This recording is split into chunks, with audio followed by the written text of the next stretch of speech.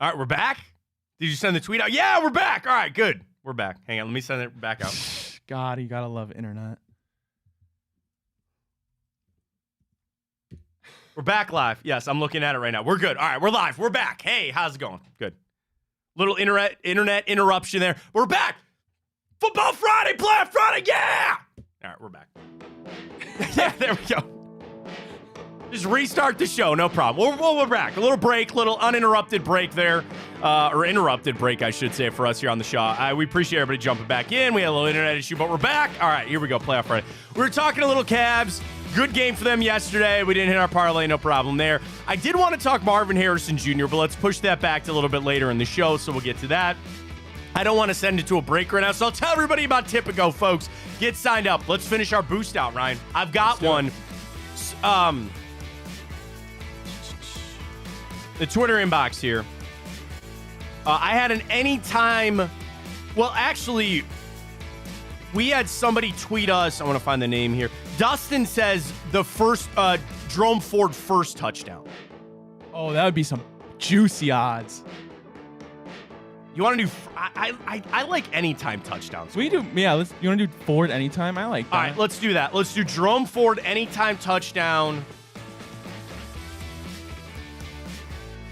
You got the other two, right? Interception for Stroud and over 75.5 yards from Amari Cooper. Yep. All right, put that in. We're going to get that over to our friends at Tipico. We'll send that out to everybody as soon as we can. And we'll get signed up there. So welcome back. We had a little internet trouble. We're back on the second stream there. It's retweeted back out. I'm at Fontana Show. Appreciate everybody kind of going through all that with us. All right, Ryan, are you ready to get to the Friday report card? This is an important one. This is a playoff edition Friday report card. Let's see how the Browns stack up against those Texans.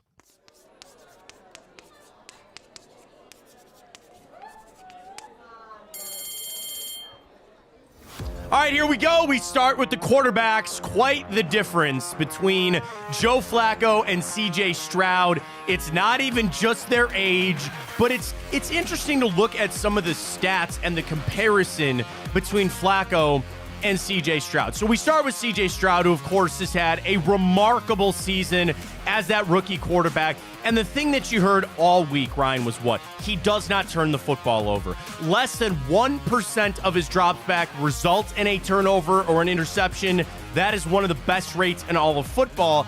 And that's something that I am putting it out there that I want the Browns to be able to force a turnover on CJ Stroud this year. That's pretty impressive. Most touchdown passes by a rookie quarterback in a single game. Tied Daniel Jones and Matt Stafford with 5 back in that game against Tampa Bay. Quarterbacks to throw 5+ passing touchdowns in a single game in franchise history. He's only one of 4 guys to do that. Who was one of the other ones? So this is just for the Texans, right? Yeah. Why are you looking at me like that? Who was one of the other quarterbacks to do that for the Houston Texans? I don't know. Who? Matt Schaub? Yes, but also... Oh, Deshaun. 3 times Deshaun Watson at 85 So am I missing touchdown. one more? Yeah, you want to guess the other one? Is it gettable? Sure. Really? Sure. Again, for Houston Texans, single game franchise record, it's 5 touchdowns. Okay. Matt Schaub did it once. Deshaun Watson did it 3 times. Now CJ Stroud has done it once, and there's one quarterback left that has done it. Ryan Mallett? No, but you were really close. Really? In terms of the name? Yeah. Is it Ryan something?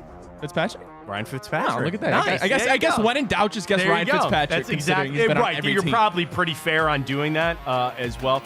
I mean, with Stroud, it's been it's the yards, and it's also the fact that when I look at CJ Stroud and how much he's throwing the football, 8th in total yards, which is crazy because he missed a couple of games. So you're talking as far as yardage. If he played 23 touchdowns, just that 5 interceptions. But it's interesting that his QBR is only 15th in the NFL at 57. Some of his more recent games, you are staring down the barrel of a guy that's going to... I mean, here's the other crazy thing. Because you might be sitting there saying, oh, yeah, he throws it all over the place. Ryan, he only has 3 games this year where he had over 42 attempts. So it's putting up a 64% completion. So his completion percentage, even just in the last 2 games he played, was 77 and 75%.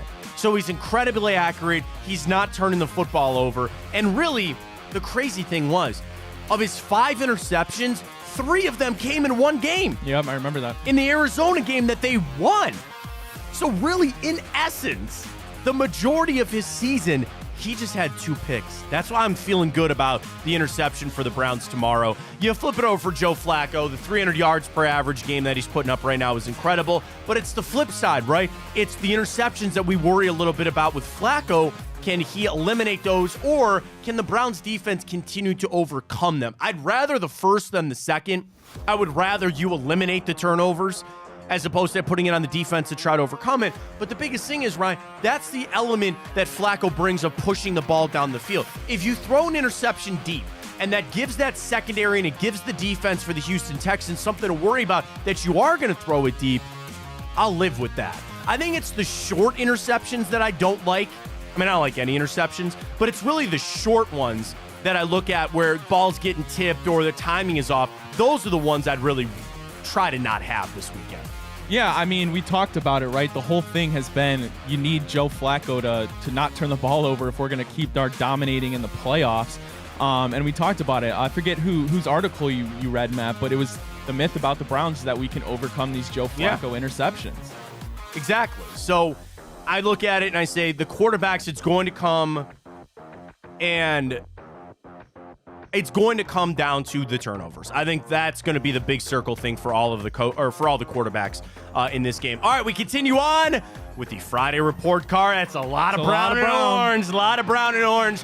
We start with the wide receivers. This might be one of the closer ones. Yeah. We gave the edge to Amari Cooper, who set a franchise record the last time these teams played. But you know me, I'm not sleeping on Nico Collins in any shape or form. Yeah, I mean, you can't sleep on him, right? I mean, 6'4", like 216, he's an absolute beast. And you're right, you are going to need MJ Emerson to cover him, given that he is the same body size. A guy like Denzel Ward has the quickness to recover, but straight up jump balls, I mean, I think Denzel is about 5'10", so a clear disadvantage there. So you need MJ Emerson out there. Then you talk about the rest of that Houston Texans offense when it comes to the receivers. The big thing is they're going to get Noah Brown back, former Ohio State Buckeye. Robert Woods is not much that you look at. Okay, fine. And then you're down to Xavier Hutchinson. The Browns have the edge here, even beyond the fact of Amari Cooper versus Nico Collins. Now, you look at the tight end position. Dalton Schultz, 59 catches, 635 yards, and 5 touchdowns. Again, I think it's a close conversation, maybe closer than some think, but I'm still giving that edge all the way to David Njoku. Oh, yeah, and it's not even close there, especially given this breakout late season that we've seen with Njoku. I mean, the Flacco connection to him is incredible. I would say his best game in a Browns uniform was against the Jets, so I expect him to keep that momentum in the playoffs, and if we're going to go the distance, we're going to need him to keep up that play. Absolutely. So we go edge to the Browns, to the running back position. Devin Singletary, 898 rushing yards on the year, but only 4 touchdowns. I think it's a little sneaky. When you look at Jerome Ford, who, again, we have put in our boost as an anytime touchdown scorer for this game, the fact that he would have gotten 1,000 yards, or at least been close, 813, but he only had the 4 touchdowns. Kareem Hunt, 9 rushing touchdowns this year. 9! And he got here, what, week 5, 6? Yeah, only 411 on the ground, but Kareem Hunt is your touchdown scorer on that. I think it's the 2 versus 1, where would you maybe take Devin Singletary over Jerome Ford and Kareem Hunt individually? Sure, but I look at the combo and I say this is much bigger for the Cleveland Browns. I think this is more towards the edge of the Browns on that. Yeah, Did I skip head coach? Yeah, but I did. We'll get to that at the end. Yeah, but you're exactly right. I mean, Devin Singletary and Dameon Pierce. Dameon Pierce had a really good rookie year. Good out of the backfield, by the way. Bit of a sophomore slump there for him, but as a collective whole, which is what we do for the report card, I give the nod to the Browns for sure. Browns offensive line, we know they still have some backups in there, but that label's been shed. James Hudson's had to start. Garen Christian's gonna have to start. He's been starting. They've been doing a solid job. To the other side, and this is pretty much the same conversation that we had a couple of weeks ago. They have Laramie Tunsil, who is very good, and nobody else that really is. It's really weak on that interior. Dieter, their center, is only the 27th ranked PFF center, but their guards really get after Juice Scruggs on that left guard position. You should be able to force some pressure up the middle and make things really hard on the on the Houston Texans from the interior. I think this is going to be a big game for Dalvin Tomlinson. Shelby Harris, who we assume is going to play, should be all good to go. Shaq Mason's their other guard, and then they got to put in Charlie Heck back out there at the right tackle. They've got issues. They've had injuries on that offensive line as much as the Browns have had. Very clear edge. The two best offensive linemen on this field are your guards, Joel Bitonio and Wyatt Teller. Then we start talking like Posick versus Laramie Tunsil. I might give Tunsil third, but then beyond that, it's just a bunch of guys. I think the Browns' edge here is very clear, and they should be able to run the football a little bit better in this game too.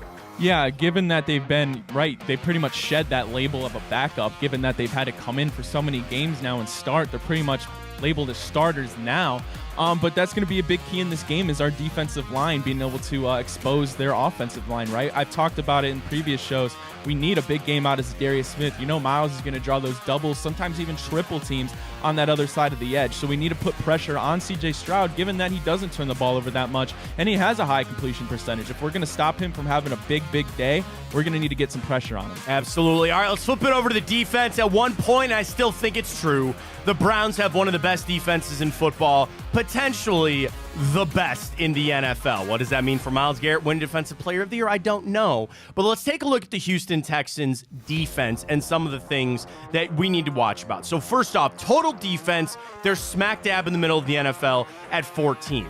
Where they really struggle is passing defense. They just have the 23rd overall ranked defense passing, giving up 234 yards per game. Probably works well for Joe Flacco. Browns passing offense still just 19th, but Flacco playing much higher than that over the last month.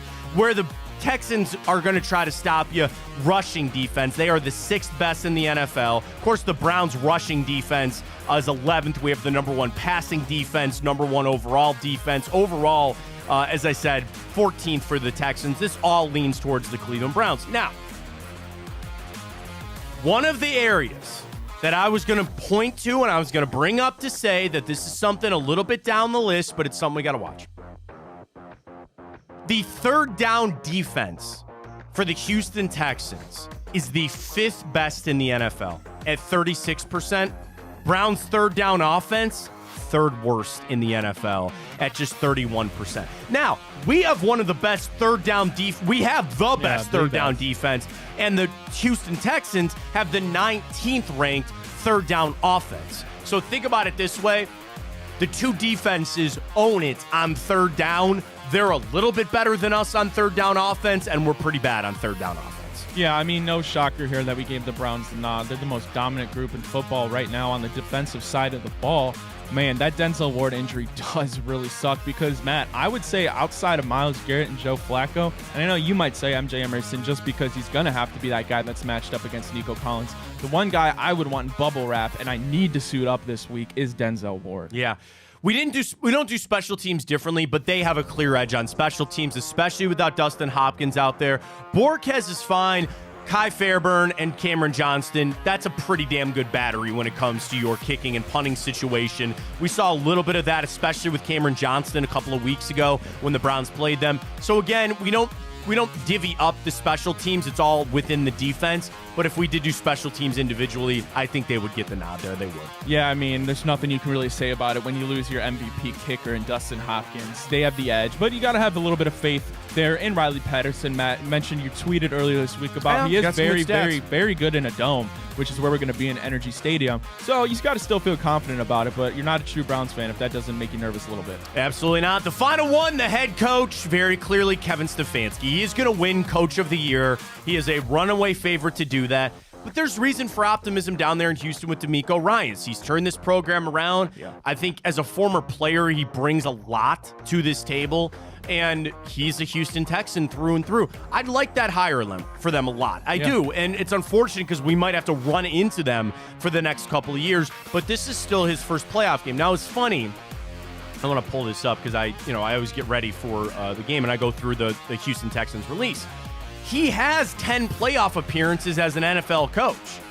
He's been a part of playoff games, but as a coordinator, as an assistant coach, it's a little bit different when you're in there as the head coach. I do think it matters that he was a player, and I believe went to the playoffs 1 year or two with the Houston Texans, but he's been there just never as the guy, right? Yeah, you got to wonder if this might be a trend that's going to be more often in the NFL. You look at Antonio Pierce. Patriots just promoted Jared Mayo to the head coach position. He's been with the Patriots since he played there in 2008. Fun fact, Matt, both him and Kevin O'Connell were part of that Pats draft class in 2008, and now they're both going to be head coaches in the National Football League. You know, the other thing that I talk about with coaching, Bobby Slowick. So he is their offensive coordinator down there in Houston. His name has been thrown around all week. And I got to tell you, that can be distracting. He is going to get head coaching opportunities. He is going to have interviews. We talked to Greg Williams about that on the show yesterday. And what did Greg say? I kept notebooks and I prepared for these interviews. Is Bobby Slowick going to be all... And again, I know he's doing this after the games and they try to find these times, but his mind's got to wander a little bit. He's got to lay down at night, even with probably not sleeping a lot, but when he sits down, he's got to think just for a second, like, man, I'm going to have an interview next week that could change my life, and I get to be an NFL head coach. Think about it. I mean, that's something that... And especially with D'Amico Ryans being a defensive-minded head coach, this is all on Bobby Slowick. And he has put himself in the situation for how well he's coached this year. I just wanted to bring that up, Ryan. I just wanted to bring that up. I think that is a little minor factor for this. When you have coordinators that are getting ready to interview for other jobs out there, I wouldn't sleep on that if his mind just starting to wander a little bit for the playoff game. Yeah, I don't know why I just thought of it, but you're absolutely right. I'm just thinking of looking at these kind of franchises that have been down the last few years, right? You look at the Texans, you look at other teams that are kind of seem like they got their answers, whether it's coaching or quarterback play. And then you just look at these Panthers, man. It's got to be bottom of the barrel, and it's not even really close at this point. If you're David Tepper, I mean, you just got to be livid with yourself seeing how C.J. Stroud's been playing. They've made mistakes. You need your coaches to come in there. You got to pay the right people to do their jobs the right way. We'll see how it goes. Let's do this. Let's catch a break. We were a little thrown off this morning when the show just got thrown off the air, but that's internet problems we got. Let's catch our break. I want to reset because we got the NFL picks coming next. We got Sonny coming up at 10:15. We'll get his thoughts on all the games. We'll jump into time up. I want to talk Marvin Harrison Jr. as well. We'll get to all that coming up. Fontana Show right here on Big Play. Get signed up with our friends at Tipico with code Fontana100. Our boost, I believe, is already up. Is it not? It's been sent over. Let's see. I'll go take a look right now. Yeah, let's get it going. Let's get it going. 3-legger for us. Jerome Ford, anytime touchdown. We got over 75.5 receiving yards for Mark Cooper and an interception for one C.J. Stroud. Up and going. We'll get it up there. It's eventually. Plus, our Big Play Cleveland boost. Did you see this one that we got up? Steelers over the Bills. Dolphins over the Chiefs. Browns over the Texans. Plus 2,800.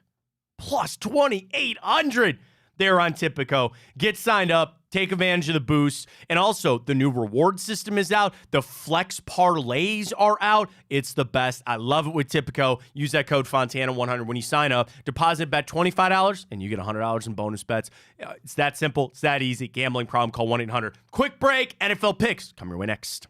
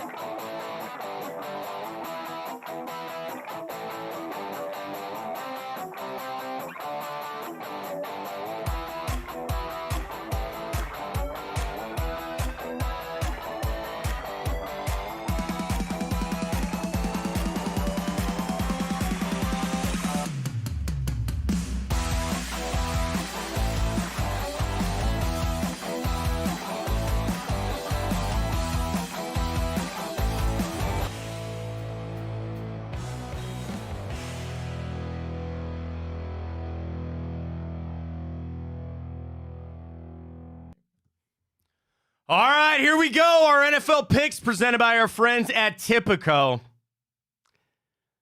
Oh, boy, Ryan. Oh, boy. So we start going back to our final week of the regular season. 15 games. Ryan, you very impressively went 10-5 last week. It's about damn time. You are up to 122 and 102. A 10-game... Well, more than that. You got to get more than that. Yeah. Oh, no. A 20-game. Sorry, not 10-game. 20-game cushion there Wow. for young Ryan. You are 122 and 102 on the year.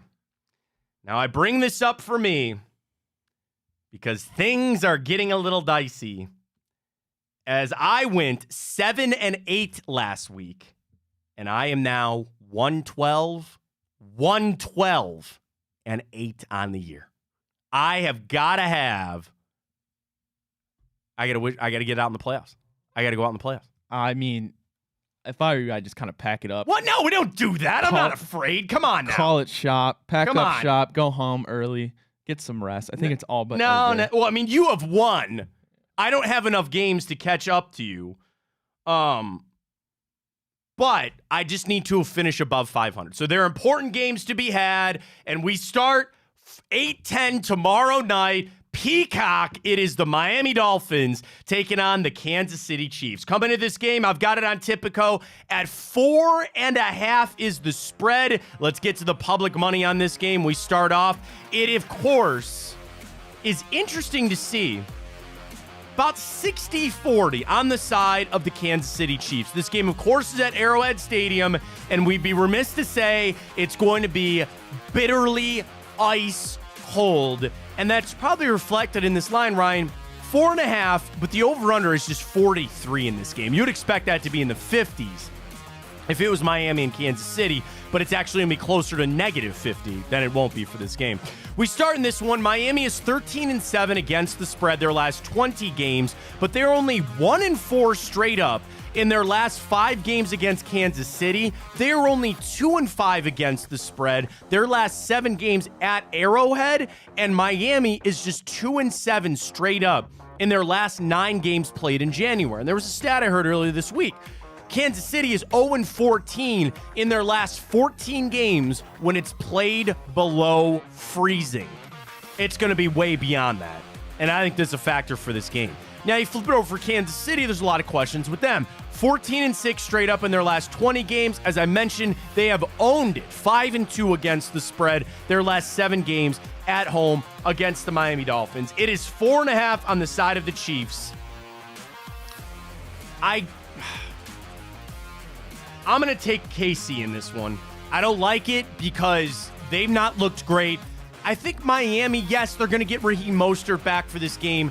You would believe that they're going to be back to more of who they are and what they want to do of run the football. I just don't trust Tua in the cold. There's no way that I can look at Tua Tagovailoa and say he's going to be able to get this done. They're down in Miami. Tyreek Hill battling injury, Jalen Waddle battling injury. Now they're going to play. It sounds like the only person they're really going to miss for this game outside of Bradley Chubb and Jalen Phillips, who are out for the year, Xavier Howard's not going to play, one of their starting corners, but also they had to put Andrew Van Ginkel on IR, one of their other guys trying to step up in pass rush.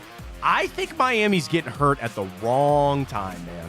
Yeah, Matt, this really sucks because I would take Miami over Kansas City at home, of course, and I would even take them on a neutral site. Maybe even in Arrowhead on just a decent day. But the fact that it's going to be this freezing, this cold, you have to factor into it. And I just can't see a scenario where the Miami Dolphins can win this game. I mean, you look at it, it's going to be so run-centric, obviously. And I just wish Raheem Mostert was 100% because him and Achane have been one of the best duo backs this year. But if we're going spread, I mean, maybe. I was going to say, do you buy it all that they'll keep it close? I do. I'll go Miami. Oh, all right, okay. It's 4.5. Yeah, I think it'll come down to a field goal. All right, I'll listen to that. So 1 o'clock on Sunday we go. Pittsburgh Steelers up in Buffalo to take on the Bills. I've got this on Tipico. As we know, a giant 10-point spread. public money has it even, Ryan. It's about 50-50 with this giant spread. Of course, we know where Pittsburgh is at. They needed a fight at the end of the season to make the playoffs. They did that. They go on a 3-game win streak. They beat Baltimore and all their backups. But before that, the shocking win against Seattle, which is really what propelled them to the playoffs, and they beat Cincinnati before that. Have they found something with Mason Rudolph? I don't know. What scares me, if you're a Steelers fan, you don't have TJ Watt for this game. He is definitely out for this game. If they somehow advance, I don't know his status moving forward. Then you flip it over for the Buffalo Bills. And they got hot at the right time. They finished their year out on a 5-game winning streak that includes wins over Kansas City, Dallas, the Chargers, the Patriots, and that big win over the Miami Dolphins to win the AFC East. They are riding hot into the playoffs. I'll start with Pittsburgh here, though. They are 13-7 against the spread their last 20 games, and they own Buffalo. Pittsburgh is 11-4 straight up and against the spread in their last 15 games against the Buffalo Bills. In January, playoff games, Pittsburgh 5-1 against the spread their last 6 January games. You flip it over for Buffalo. I talk about the run that they're on, Ryan, but they don't cover. They are 4-9 against the spread their last 13 games. And Buffalo just 3-7 against the spread their last 10 games when they play as a favorite. This is a giant line. It's 10. Ryan, I'll let you go first on this one. Yeah, I'm still struggling to pick one here, right? Because, 10 for a playoff game is just absurd. I wish that should never happen. However, you know me, Matt. I've been on this train that as hot as the Bills have been, I'm not buying real much stock into them this playoffs. That being said, they are playing the Steelers, I think the worst team in the playoffs with the worst quarterback in the playoffs, and they're without their best player. That being said, I have to go with the Bills to cover this, although it be a 10-point spread. The only thing I don't like, because there were all these reports this week about the game, right? There were all these, I don't know if Cleveland fans have been following this necessarily. There was a reporter up in Buffalo that leaked it out that said he thought, or actually it was in Pittsburgh, that said the game was going to come to Cleveland. That if the weather got that bad in Buffalo for public safety, that they were going to move this game to Cleveland. Now that times over has been shot down. There are people across the league that said that's not happening. They're not taking this playoff game away from Buffalo, and they're going to play that game up there. That being said, when I look at the weather, I'm actually going to take the Pittsburgh Steelers to cover in this game. I don't think they're going to win, but I just question if Buffalo, with the weather, they like running the football. I don't think they're going to score enough to put up the points that are needed to cover the 10. You're kind of giving me a nod that you kind of... I'm still going to go with mine. That's but fine. I could definitely see it. All right, I will go Pittsburgh. We'll differ on that one with a big 10-point spread. 4:30 slate Saturday, AT&T Stadium. Dallas Cowboys welcoming in the Green Bay Packers. Now, you know me and the Packers. You know me and Jordan Love. Excited to see what he's got. But the Cowboys, a big 7-point home favorite. This is down from 7.5. Public money, also pretty split. 55-45 on the side of the Dallas Cowboys. We start with the Green Bay Packers in this one. Of course, the Packers coming in, they won their last 3 games of the year to make it in. They beat Chicago, Minnesota, and Carolina. They are pretty healthy. The biggest question is going to be Christian Watson. He's been battling hamstring injury.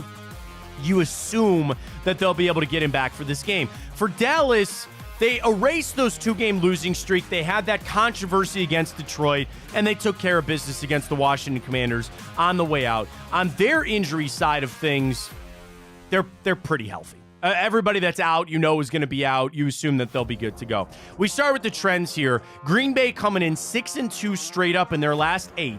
And how about this incredible stat? Green Bay, with a lot of Aaron Rodgers, is 9-1 straight up in their last 10 games against Dallas, and Green Bay is 5-1 against the spread their last 6 games against the Dallas Cowboys. You flip it over for the Cowboys. They are just 2-4 straight up in their last 6 games. They are 7-2 straight up in their last 9, and yes, that insane gaudy stat, they are 16-0 in their last 16 games at home. The one thing, though, January football.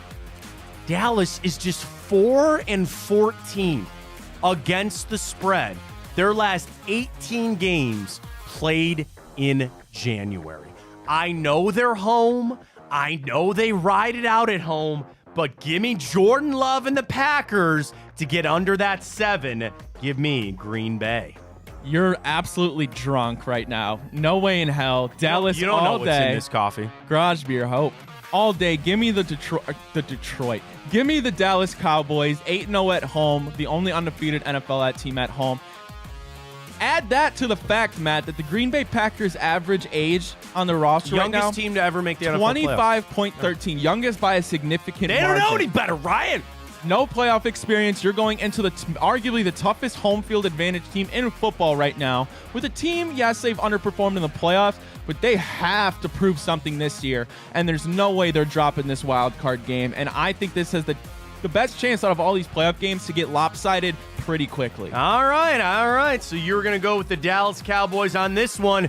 Maybe I have a little trend going here. We get to Sunday night, 8 o'clock. The LA Rams taking on the Detroit Lions up at Ford Field. It's going to be, what a scene. It's going to be great. Stafford making his return to Detroit. Tickets are $1,000 just to get in. It's going to be a lot of fun to watch. Public money, big on the Rams here. 72% of public money is on the Rams, plus that 3.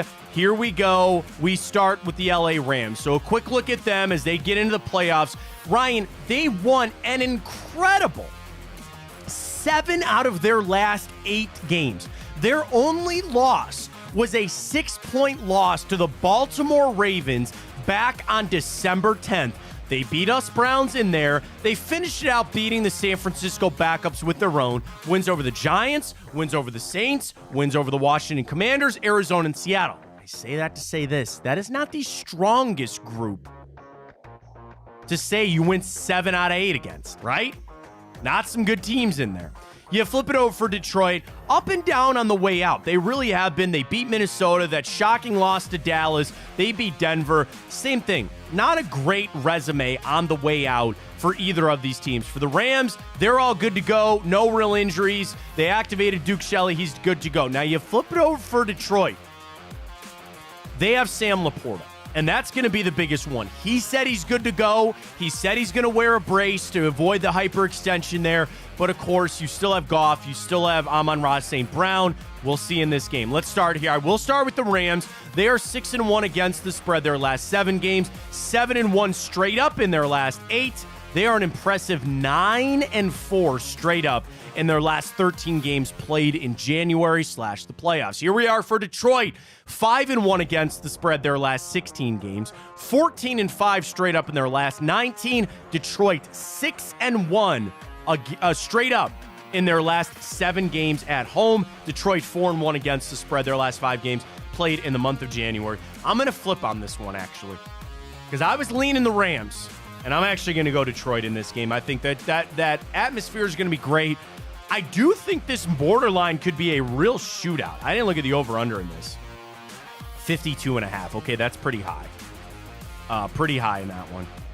Over has hit 4 out of the last 6 games between the Lions and the Rams when played at Ford Field, so take that for what it's worth. Over has hit 7 out of Detroit's last 9 games. Over has hit 6 out of the last 7 games for the Rams. And over is 4 out of the Rams' last 5 games on the road. Dude, I like the over more than anything in that. I will take Detroit, though, to cover there. Ryan. Matt, I can't think of the word. What's another word for like when you're angry? Upset? That's what's going to happen. A lot of tears in the Motor City. You set me up, Don't even give me the spread. Give me Rams money line right now. Rams have a ton of playoff experience. What if I would have said Sean some McVay, other word? But I knew you wouldn't, because Okay. that's how good this game's going to go for the Rams. Sean McVay 3-1 in the opening round of the playoffs. Matt Stafford, Super Bowl champion.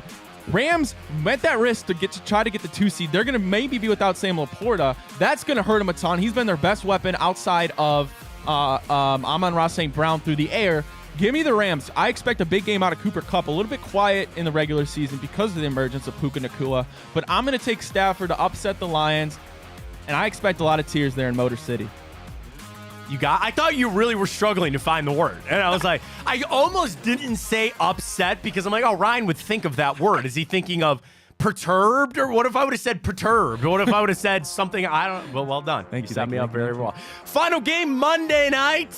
You have the Philadelphia Eagles taking on the Tampa Bay Buccaneers. Of course, this game is down in Tampa Bay. Of course, the Bucs win the NFC South. Philly and just their tumultuous, use another word there, end of the season, 11-6, but oh boy, did it go bad for Philly. So we start, it is a 3-point road favorite here for Philly. Down there in Tampa, about 60-40. 60% of the public money is on the side of the Philadelphia Eagles, 40% over on there, the home dog, Tampa Bay Buccaneers. Of course, for Philly, we know, dude, lost 5 out of their last 6 games. Only beat the Giants, then lost to the Giants, lost to the Cardinals, lost to Seattle. Not a good end to the season for Philadelphia. There are people thinking that Nick Sirianni, a year removed from the Super Bowl, Did you see the report this might morning? be on the hot seat. I did not. That said there's potential. Well, take the reports for what you will, but there's potential that they might be looking at Nick Sirianni through a magnifying glass. Yeah, I mean, I like, at the end of the day, losing your coordinators is really hard, and you got to give them credit for hiring those guys. What else are you going to do? That's the NFL. You can't rebound from losing your coordinators that way, then why are you keeping them around as a head coach? I understand that completely. Then I do worry about Jalen Hurts' psyche. Dislocated finger. That's not going to feel good. I've not seen many updates for A.J. Brown, which is concerning with his knee injury. And again, DeAndre Swift was sick. He's on the injury report. They got a lot of guys. They're going to miss, I think Darius Slay might come back for this game. He was on IR. I haven't seen anything. I don't know. Let me Google that quick. Darius Slay.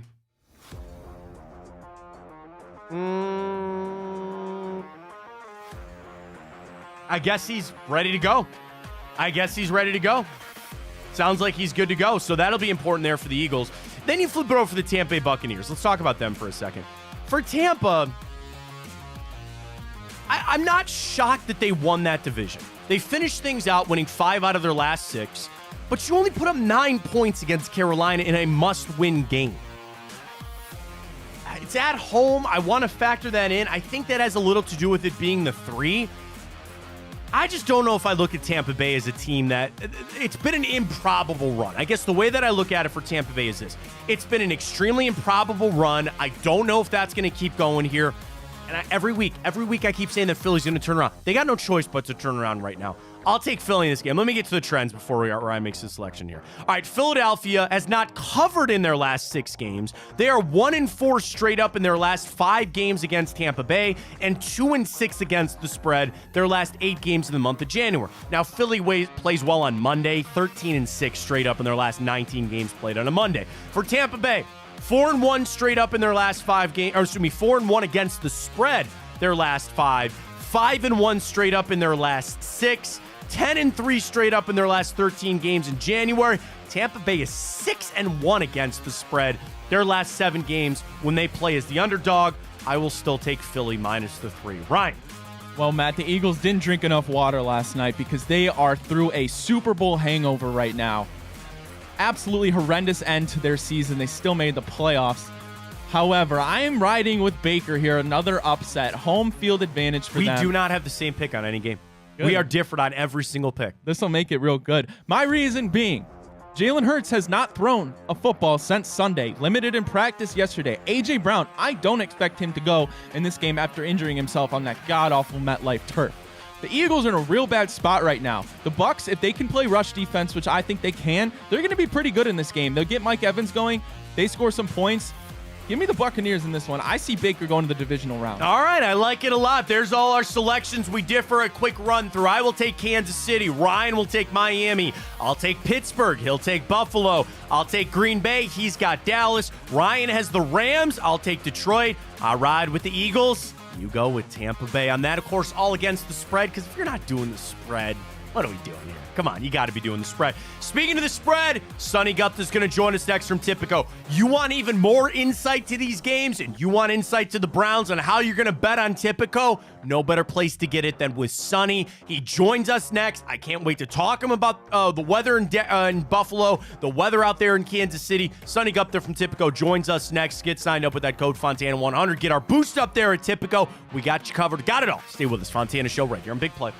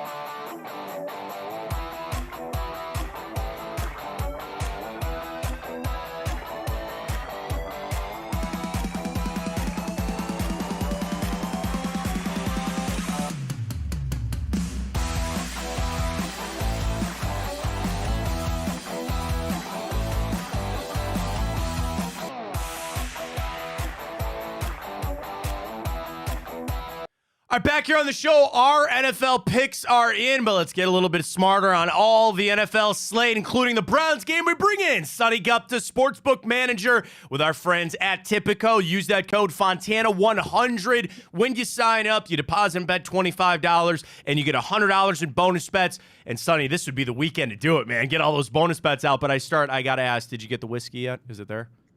I did. I got it yesterday. Appreciate you sending that to me. I think I'm going to be cracking it open this weekend. Do you know, well, you have a national championship to celebrate with. Congratulations on that. Did you see the little twist that I put on the whiskey there? Did you see where it was from? I did not. Where was it from? Ohio. Columbus, Ohio. So Sonny can drink he's a Michigan frozen. Oh, we had Sonny on all year. We've always appreciated. He's a Michigan fan. We made a bet. Michigan won. So I sent him some whiskey distilled in Columbus. You can pretend like you're drinking the tears of Ohio State fans. It comes, the water's right out of the Olatangi, right there down there in Columbus. So I wanted to put a little extra taste in there for you that bottle of whiskey was from Columbus. So there you go. Enjoy it. Tell me how it is next week. All right. Appreciate it. Thank you. Sonny, let's get to it. A great weekend in Super Wildcard Weekend. I want to start with the Browns and the Texans. With this game, how much does it factor in for you that these teams had just played, but CJ Stroud wasn't in that game? Tell us where the public money is, and what do you like in this Browns-Texans game as we kick off the playoffs tomorrow? Yeah, to start with, I think you have to throw that game out, right? Without CJ Stroud, this is a completely different Texans team. So I don't think the books factored this in at all. None of our manual markets have factored in that they've already played each other. So I would totally ignore that game. Now, the public loves the Browns this weekend. Sure, yeah. The public loves the Browns so much so they're 85% on the spread here, -2. Do you think it's going to move? Because it was 1.5, right, Sonny, on Tipico? It's the 2. Do you think it moves another half by tomorrow? I don't think it moves. Okay. Like we saw. We'll bring back Michigan. Like we saw that Michigan-Alabama game where everybody was on Alabama. Like once the line is kind of set and we feel confident about it, we're not going to move it unless there's other news that comes out. So I doubt that it moves anymore. But the public and myself, we love the Browns here.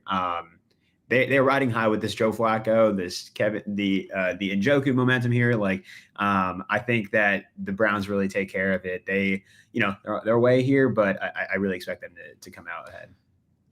We hope certainly that's how it plays out. Our boost is going to be up here. We're going to do a 3-leg parlay. Just tell me what you think about this, Sonny. We're going to do CJ Stroud interception, which he doesn't throw a lot, but I'm trying to put the Maloik on him. I'm going to go Amari Cooper over 75.5 yards because he went off for that record last time, and we're going to go Jerome Ford anytime touchdown. Will you just give that our blessing, please, there on our Tipico boost? I love it. Yes. Anybody that bets it, I'm hoping they win. Let's go Browns. Let's go. Code Fontana 100 when you get signed up. Let's get to the other games, Sonny. Now, I got to tell you this because Ryan and I just did our picks. And I will tell you, Sonny, we did not have the same pick for any of the other 5 games. We were opposite on every single one. So I'm really excited to get your insight on each of them. We start Dolphins-Chiefs tomorrow night. It's 4.5. Sonny, just talk for a second about at a sports book, when you have this weather, when you've got negative 15 degrees, wind chills, what it's going to be. I heard some stat this week that the Dolphins are horrible when it's under 32 degrees. They haven't won a game, 14 straight that they've lost. How much do you factor the weather in at the sports book, and what do you like there between the Dolphins and the Chiefs? Yeah, I think that's been the narrative. It's no secret that the Dolphins are quite poor when it's cold outside. I think if this is played in Miami, this is around 52.5 at the total. So it being all the way down to 43.5, it's purely because of the weather. And honestly, I still like the under here at 43.5. It's two teams, or it's the Dolphins in particular, that just they do not play well. They're a different team in this weather. I think right now, the Chiefs' mindset is let's not let Tyreek Hill, get any open space here. I would be shocked if he goes for his own receiving over, because I think they're going to keep in on Tyreek Hill and make Tua beat them with other weapons here. So right now, Tyreek's total is at 83.5. I love the under there. That's high. And the under on the game. However, the public likes the over. So 60% of the public is on the over at 43.5. But this one, this feels like a trap here to bet the over. I like the under here. As far as who's going to win this game, right now the public is split 50-50 at Dolphins and plus 4.5 here. So, no, this one really does feel like a toss-up. I like the Chiefs to win, but I don't know if they win by a lot. So, and the public is split there as well. To Sunday we go. Sonny Gupta joining us from Tipico. Again, use that code Fontana100 when you sign up. Deposit bet $25. Get that $100 in bonus bets. You can use them on all the bets we're going through right now. To Sunday we go. Pittsburgh Bills, 10-point spread. It's a big double-digit one, even for the playoffs. Same thing. We expect weather up there in Buffalo. Talk about how much TJ Watt not playing in this game impacts things and what you like between the Steelers and the Bills. Yeah, I mean, I think this would be around 7.5 if TJ Watt was playing, just given the way the Bills have looked. I know the Bills have ripped off a bunch in a row here, but Josh Allen does not look great in these wins. So I think that the Watt injury alone accounts for about 2.5 points. Isn't that crazy, Sonny? I mean, I would assume Miles is similar to that, and like maybe Micah Parsons, but that just tells you how good these guys really are. He's truly a game changer, and especially with the turnover-prone Josh Allen, where he could actually account for his own points, right? Yeah, like TJ Watt that realistically could have had a strip sack or something like that. So, no, it does matter a lot. The total is obviously the lowest total. of the weekend here at 35. This one right now, the public likes the over. I don't know why though, because this feels like it'll be a grinded out game. I totally see like a 13-10 type situation happening. I do not think that the Bills look right. And I don't think that they will beat the Steelers by this hefty number of -10 here. Packers taking on the Cowboys. We know Dallas at home, just that long winning streak. They seem to be that different team. The incredible thing always for me, Sonny, is the fact they're putting up 2 more touchdowns a game at home than on the road. So they got what they needed. They got what they wanted. They're at home.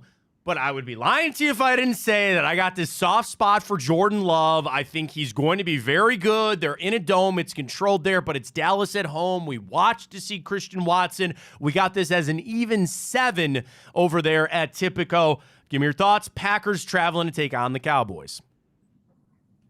This is the famous Mason crossbar Skip Bayless moment, right? With this rematch, Aaron Rodgers threw one of the best passes I've ever seen in that last matchup. But no, the Cowboys, like you said, they're just a different team at home. I like Jordan Love as well. I think that the Packers fans have to be happy with the season that he put forth. But this is the Cowboys at home. I don't see any reason to bet against them. I know it's the Cowboys, so you expect playoff struggles, and I think that happens next round. But against this Packers team at home, I think they take care of business. So I like Cowboys -7. And obviously with the amount of Cowboys fans that are around the nation, we have more money on the Cowboys -7 as well. It's about 60-40 split. There you go.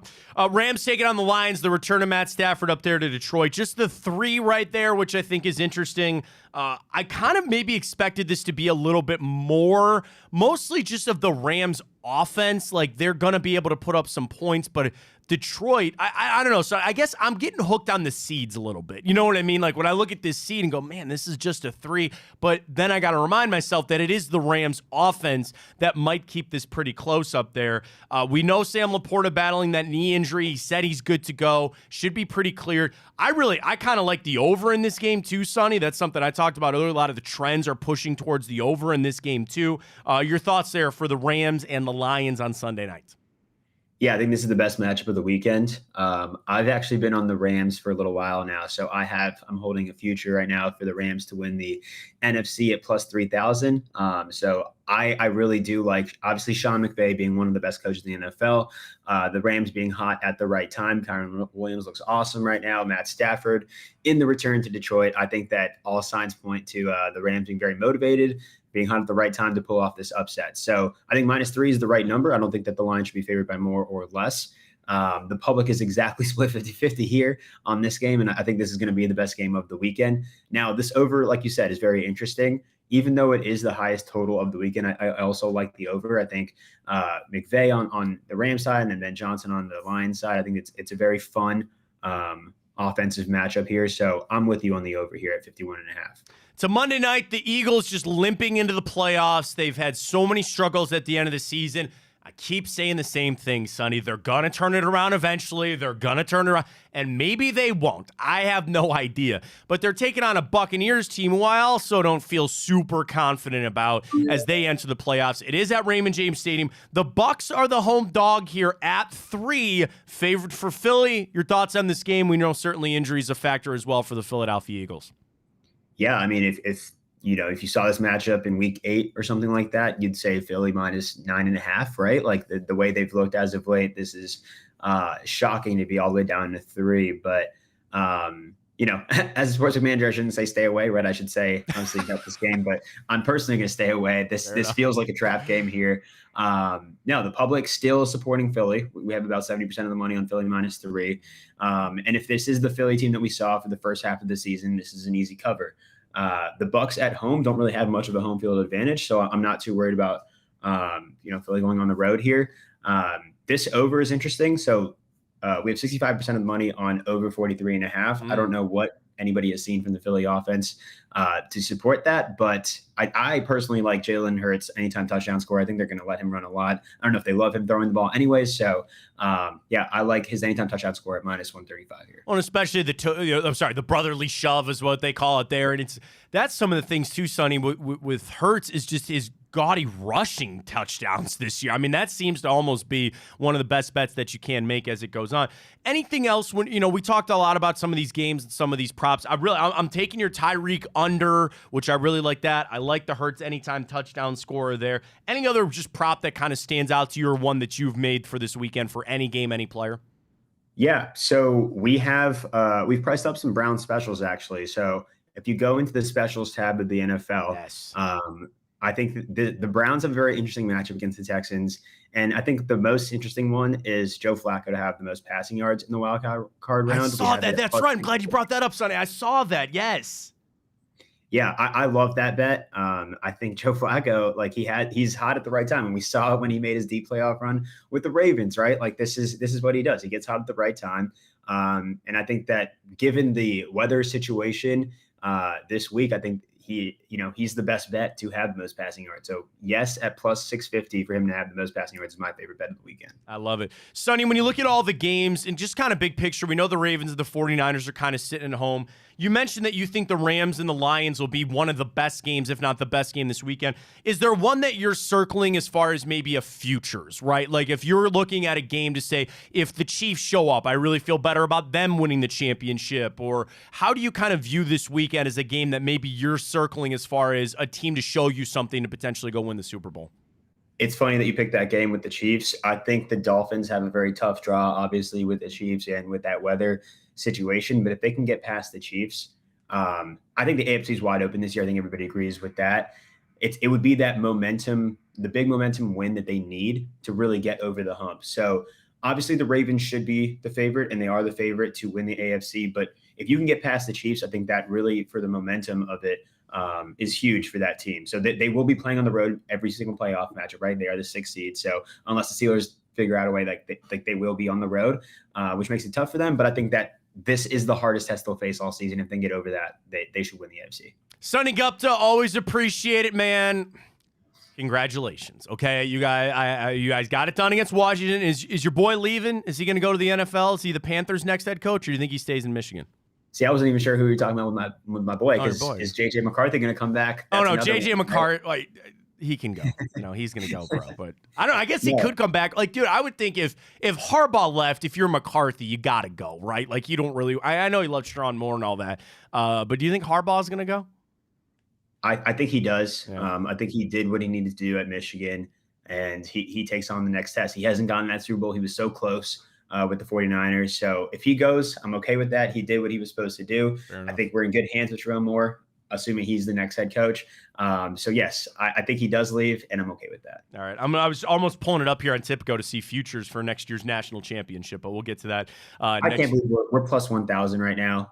Is it still Georgia the favorite? Yeah, right? Yeah, yes. Georgia, Ohio State, Texas. Yeah, I can understand that. There obviously Alabama, a lot changing there with Nick Saban leaving and Dan Lanning staying in Oregon there. So yeah, on Tipico right now, Georgia the favorite, then Ohio State. Sonny, they're not winning the national championship next year. I'm a Buckeye fan through and through. I don't think they're winning it there. Texas plus 750 with Quinn Ewers. I mean, that's pretty interesting with Quinn Ewers coming back too. Yesterday for them, so I'm assuming that'll boost it up there. Folks, get your bets in. Tipico, we love them. They're the best. Use that code Fontana100 when you sign up. Get those bonus bets. Use them on college. Use it on the pros this weekend. We got it all. Sonny, really appreciate you. Enjoy Super Wild Card weekend. Enjoy the whiskey, and we'll talk to you next week. All right, man? Thanks, Matt. Have a good one. There you go. Sonny Gupta from Tipico. Dude, the other boost. So our boost is up. Did you see it, Ryan? I did. Plus 750. Let's unveil it after. All right, we'll do it after. You want us to catch a break? We'll come back. Dude, all of these boosts are ready to go for this weekend. Let's do it. Let's catch a break. We'll tell you about Tipico, and when we come back, we're going to run through the boosts. We're going to run through our Browns boost. We will gear up for the final time to get ready for tomorrow. I'm feeling it. We're excited. Browns playoffs right here on Big Play.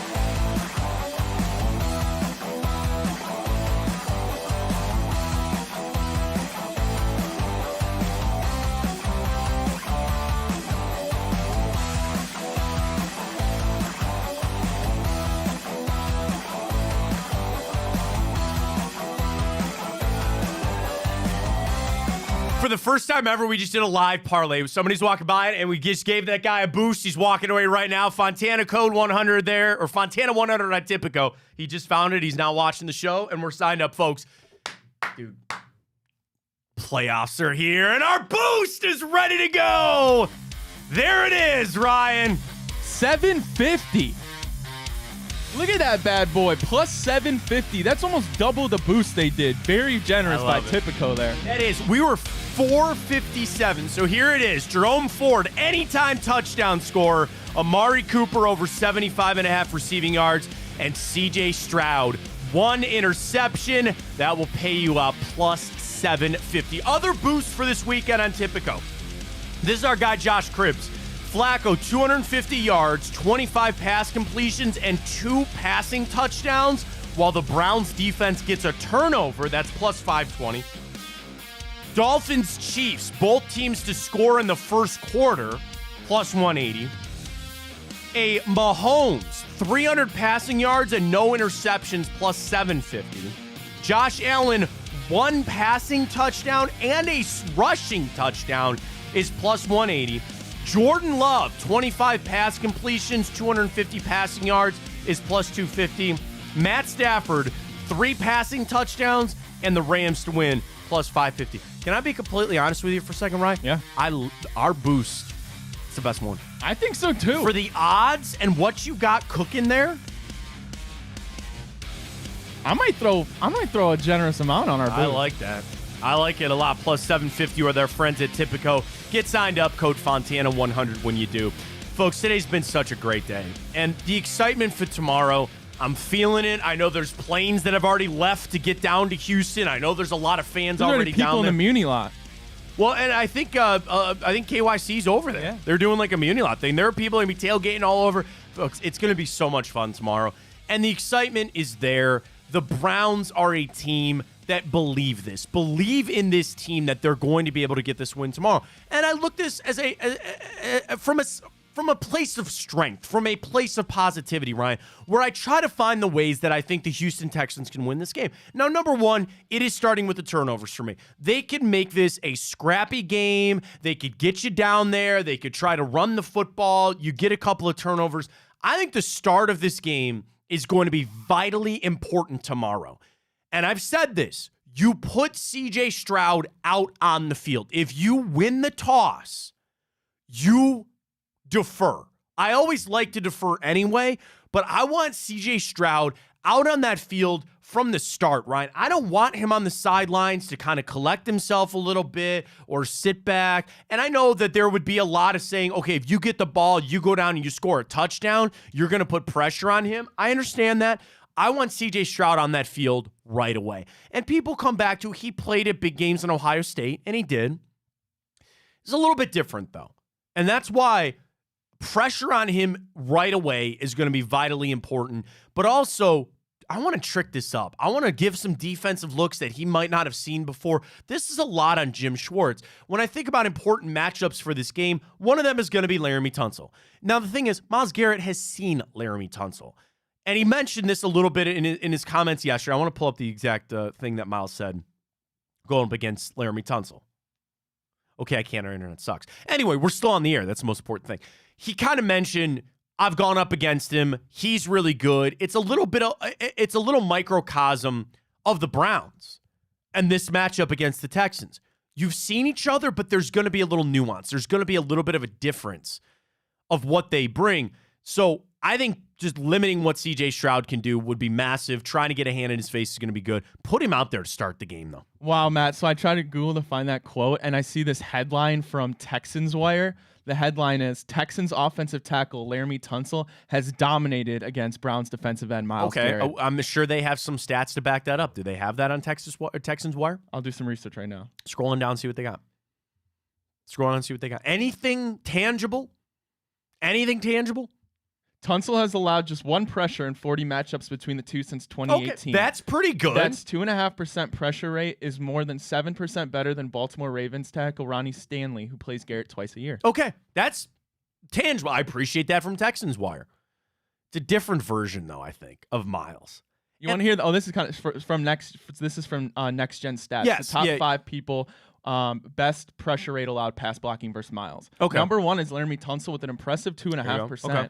Then next, as I mentioned, Ronnie Stanley 9.9, 3, 4, and 5, Bobby Hart of the Lions, Orlando Brown of the Bengals, and Deion Dawkins of the Bills. Okay. There you go. So, I mean, and again, one of those guys, Orlando Brown, just got to Cincinnati, but he saw him a couple of times with Kansas City as well. You know, you don't face Laramie Tunsil all the time, even when he was in Miami, but here, and that's fine. Okay? We can live with that. If Laramie Tunsil really plays Myles Garrett to a stalemate, your guy's Darius Smith, who you have called upon and I have called upon too, to step up and make some plays. I'm going to look to the rest of that defense to step up and try to get that pressure and get it in the face of C.J. Stroud. The other thing is, when it comes to sacks for Houston, they're not good, they're not bad, right? Like, they're kind of middle of the road for the sacks that they have allowed. If anything, they lean a little more towards better on being able to limit the opponent getting the sacks. It's just the thought of Myles Garrett. It's just the beginning of he's out there, and you're going to have to scheme up this offense. Same thing with Bobby Slowick. He's scheming up this offense to stop Myles Garrett from making your impact. The other thing, as we've discussed a lot, is going to be Nico Collins. Big-bodied guy. I'm going to watch Denzel Ward with the knee. I want to believe, Ryan, that the knee is just a precautionary thing, that he tweaked it in practice. It shouldn't be that bad, and he'll be good to go. I'm going to need everybody on that secondary. I am. Because Nico Collins torched it last time that you saw him. And if you want to live with, you put up those numbers and we'll limit everything else they do, that's fine. That's going to be important. The other key for one of these games, coaching. You have the coach of the year in Kevin Stefanski. Does he have a long-standing playoff history? No. He's coached 2 games. One of those he wasn't even there for. So really, in essence, he's coached 1 game as a head coach. That was in Kansas City back in 2020. But there's still Jim Schwartz. That doesn't get brought up a lot in this thing. That is a coach that is through defensive coordinator, head coach, years of experience. He's played in a lot of playoff games. And I think that provides you a little bit of stability on that coaching staff. Because again, you look at the Texans, they got a lot of young guys and a lot of young positions from a coaching standpoint. Not just the head coach with DeMeco Ryans, but everybody else. I think Jim Schwartz gives you a huge edge in this game for a guy that's been there and done it in the playoffs in the past. Yeah, Matt, I'm going to go back real quick to just, I think it's so important to talk about this Denzel Ward thing because you bring up these splits. So this is the Browns 2023 pass defense with versus without Denzel Ward. So obviously he's played in 13 games and missed 4. So in those 13 games, the Browns are 10-3. 155 pass yards a game and 13 touchdowns. So about 1 touchdown per game. You flip it over, the 4 games that Denzel has missed, their record 1-3. Their opponent pass yards per game goes up about 40 yards to 196. But here's the thing, Matt. Just in those 4 games, we've allowed 10 touchdowns without Denzel Ward. That's insane. So again, 13 games versus 4, and you've allowed almost the same amount of touchdowns with Denzel Ward on the field and without. That's scary. That is scary. How much he will be matched up with Collins, I think kind of depends. I don't want to read too much into the body type things because Denzel can still get up. I mean, he has gone against taller receivers and shut them down. As long as he's in good position to make a play on the football, you'll be fine. But yeah, Nico Collins is 6'4". That's a big body guy. If you need to, you can. I mean, here's the fun thing. I imagine that Jim Schwartz is going to flip Ward and MJ Emerson. He's going to flip him on and off of Nico Collins the whole time and try to give them different looks to match up and screw up what they're trying to do. That'd be the biggest thing for me, is trying to give different looks to Stroud and to Collins to make it tough on them to get into that rhythm. That's what I'm looking at for this game. You flip it over now to the Browns offense. This has got to be on Joe Flacco. This game has got to be on Joe Flacco. You don't get to this point without him. You don't win playoff games without your quarterback. I'm going to ask for 300 yards. I'm going to ask for a couple of touchdowns. And I think just in asking that, Ryan, I will get a turnover. I imagine that there will be at some point an interception thrown by Joe Flacco. Got to deal with it, right? That's what he has been doing recently. The thing is, can the Browns defense, which we're hoping for our boost with Typico, that you will force a turnover on the other side. That is why the turnovers have not been a big factor with Flacco, because you've overcome them with your own on defense. I just like Flacco to it's so simple to say, just stop throwing interceptions. It's that easy. Quit doing that. I know it's not that easy to do, but still, Flacco getting out to a lead is going to be huge too. Because if you can get out to that lead, you want my dream scenario for this game to start tomorrow? You win the toss, you defer. You put CJ Stroud out there on the field. He goes 3 and out. You get the football. You go on a nice little long drive down there. You score a touchdown, preferably to Jerome Ford. You go up 7-0, and you put the pressure on the Texans. You start to squeeze just a little bit. Maybe you go down and kick a field goal. You get up 10-0, and Flacco can start with the short stuff, the intermediate stuff. You can limit the interception possibilities, running the football with Jerome Ford and Kareem Hunt. There's your recipe for success. That's how the Browns are going to win this game tomorrow, if that's how it plays out. Now, conversely, they get the ball and they go down, they score a touchdown. All right, now we're in a little bit of a shootout here, and you're going to need to respond. No problem. No problem. But I would like it to just limit the impact that the interceptions might have. To do that, you start with the lead. You start with the lead, start throwing some of your intermediate stuff, and put Joe Flacco in a good position for the not slower, but the lesser throws there. And that's how you get done. Do not forget about David Njoku in this game, too. Could be a big Njoku game coming up. One of those two are going to show up. Mari Cooper or David Njoku. One of those two guys, I think, is going to have an incredible game for the Browns tomorrow afternoon. Yeah, 2 things to keep your eye on, I certainly am, is, of course, as you mentioned, getting out to that lead. We've seen Kevin Stefanski orchestrate these beautifully done first drive throughout the regular season. You want that to translate to the postseason and get an early lead. But then, as you mentioned, David Njoku, he has to keep track of that ball. You know, when he gets onto those angry runs, he tends to be a little bit loose, tends to make a lot of attempts at hurdling guys, which is fun and all, but you need him to protect the ball in this game. It's a game of, turnovers. I think penalties are going to be a big part of it. And what else is that third key to that? Special teams. Riley Patterson, baby. I sent the tweet out. In his career against Houston, pretty good. His career in a dome, pretty good. And his career in the playoffs, pretty good. He is still not Dustin Hopkins. There will be that change on how Kevin Stefanski approaches it, whether, you're sitting at the 40-yard line and do you punt it here? Do you go for it? Do you try that long field goal?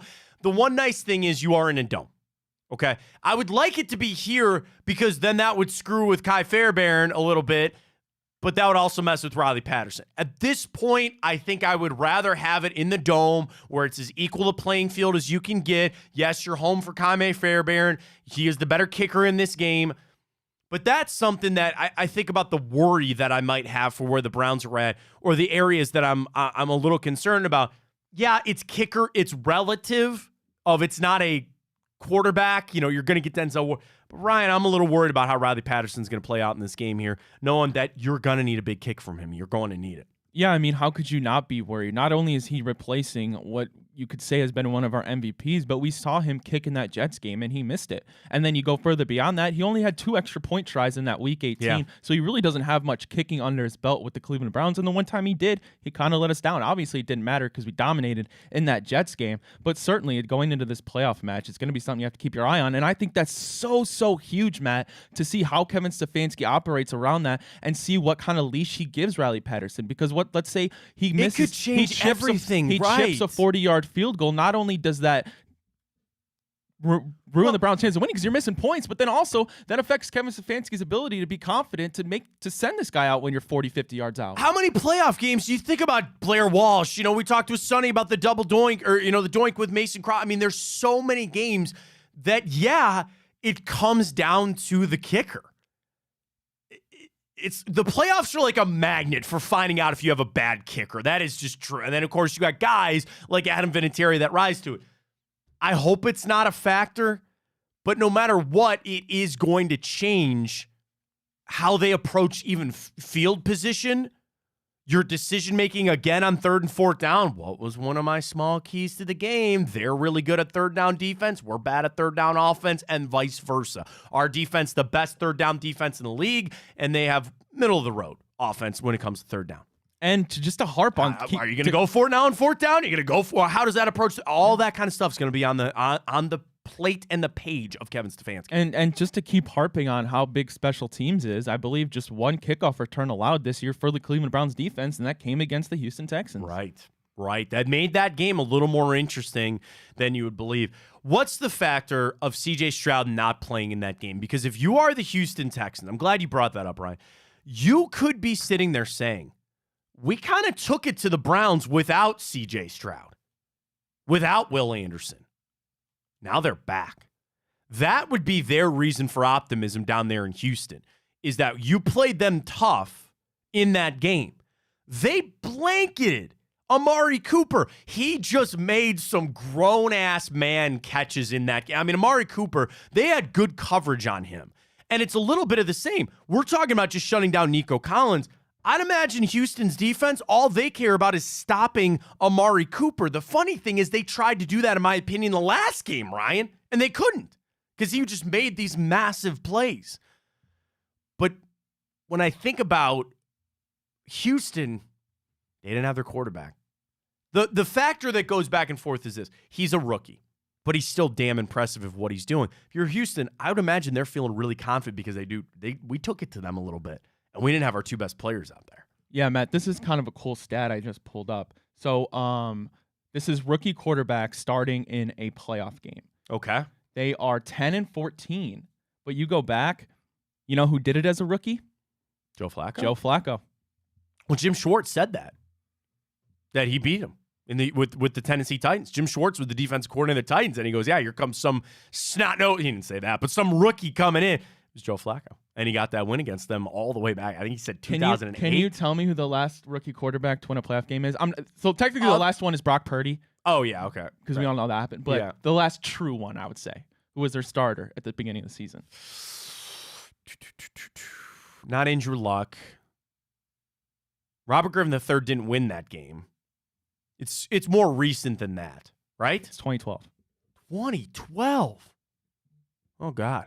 So I believe that's a year, if I'm not mistaken, after Luck and RG3. Yeah, so that would have been... Oh, so you're talking about the draft class after them, right? I believe... Because it gets fluky when you talk about 2012 playoffs. That might have been the playoffs for the 2011 I'm pretty sure this season. guy was drafted in 2012. He was drafted in 2012. So, no, I don't think he was the same class as Luck and RG3. Well, they were the 2012 draft class. But... Well, let me look it up. Yeah, look it up. I got no internet over here.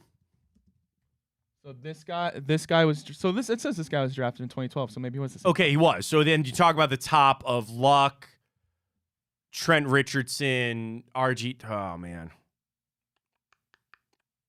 Okay, so he had to have been drafted later. He's been in the news very recently. It's not Aaron Rodgers. Kirk Cousins? No, he didn't start for them. Oh man. I don't know. Russell Wilson. Russell Wilson. Good call. Good call. Russell Wilson. I would not have gotten that. All right. I mean, it's rarefied air. Like, that's not any, like, again, outside of Brock Purdy, you go all the way back. It took 10 years for a rookie to win their playoff debut. Now, it's not nuts? But it's not easy for rookies to go to the playoffs either. Right, so not a huge sample size. That's not a big sample size to get. I understand that. 2011, TJ Yates. Wow. Bills? I think Texans. Texans. Okay, there you go. I mean, the thing is, can I tell you why I don't like that stat? It's meant to be broken. You know, like, it's been so long that it's kind of meant to be broken. What's the home field advantage, do you think, here for Houston? We were just down there. That's where we played them. I think I would say it's top. Like, if you were to separate a top 15 in terms of a true home field advantage, then I would say they're more towards the top. Probably, and especially because they've been down a little bit like us, so I'm sure their fans are all raucous and ready to go. I do know that there's a lot of Browns fans going down there, so that's going to help out a lot. Quickly to our bracket, we're going to send it out for the weekend. So our best cartoon, we got the finals yesterday. Ryan had some little something special. We might have some big news for the show. Coming up here as we enter 2024. We'll see that. So we'll send it out. Our bracket, of course, the best 90s cartoon. The finals are up on the screen, I believe. TMNT, Recess, Batman the Animated Series, and SpongeBob, and vote on that. We'll do it throughout the weekend at Matt Fontana Show. Folks, this is it, man. This is it. And I want to just say this as we get ready to go for tomorrow. If you're neurotic, if you're nervous, if you're scared. Oh, we got to look at our poll. Go pull the poll up. 52.3% excited, 35.5% nervous, and 12% I'm going to black out. Enjoy this. You don't need me to tell you this, but sit down with family, with friends, as a Browns fan, and be proud. No matter what happens, they're going to leave it out on the field. I want you as the fans to leave it out on the field tomorrow. The proverbial field. Leave it all out there. Get the chants going even in your basement. Get the barking going even at your basement. I'm going to be barking all Saturday. Be excited. Be happy about it. Enjoy it. We are in the playoffs, and it starts tomorrow. You want to know why I'm so confident, Matt? The Browns just released a hype trailer. I saw that. Narrated by one Jim Donovan. He's going on the trip. That's been a big part of this season, too. We all love Jim and wishing him the best. He's going to bring us that luck, man. I feel so good about tomorrow, but I just feel so happy that I get to watch the Cleveland Browns in the NFL playoffs, baby! Get it done tomorrow. Let's go. We will talk to you on a Victory Monday, 9 to 11, right here on Big Play. You got Chico coming up 12 to 2 today. Big Play, big bets later. Ted Ginn Jr. show today as well. Follow at Big Play, and we're going to talk to you on a Victory Monday right here on Big Play. For Ryan Tyler, it's always a little sweeter on Fridays. I'm Matt Fontana. Take it easy.